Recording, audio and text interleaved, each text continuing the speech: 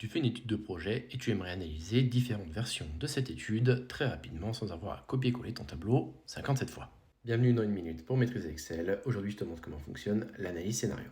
Et n'hésite pas à poser toutes tes questions sur Excel en commentaire, j'y répondrai avec soin. Admettons que je ne sois pas certain du nombre de jours pour l'étude de mon projet pour chaque tâche du projet.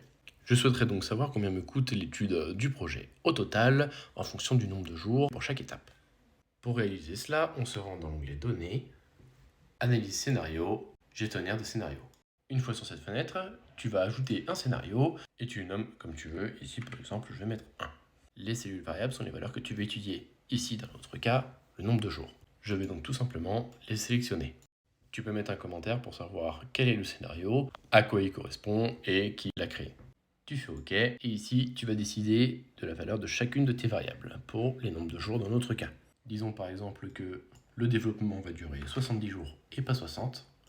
Je fais OK. À partir de là, tu peux en ajouter d'autres. Imaginons ici qu'il y a 15 jours, 7 jours, 80 jours et on laisse 7. Tu peux en ajouter autant que tu veux et à la fin, tu fais une synthèse. Tu pourrais très bien le réaliser en tableau croisé dynamique, mais ici, ça ne nous intéresse pas.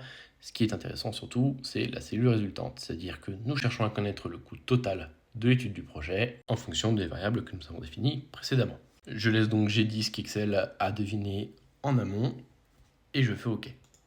Excel t'a ouvert tes analyses de scénario dans une nouvelle feuille avec le récapitulatif et le coût de ton projet en fonction de chaque analyse de scénario. Tu peux le mettre en forme ici en faisant un CTRL-V. Et là, mes valeurs ne sont pas très logiques, mais on voit quel est le scénario le plus intéressant. Voilà, j'espère que tu as aimé la vidéo. Si c'est le cas, n'hésite pas à la liker. Si tu as des questions, je te laisse me les poser en commentaire. J'y répondrai avec soin et si besoin en vidéo. Sur ce, je te laisse t'abonner et je te dis à demain.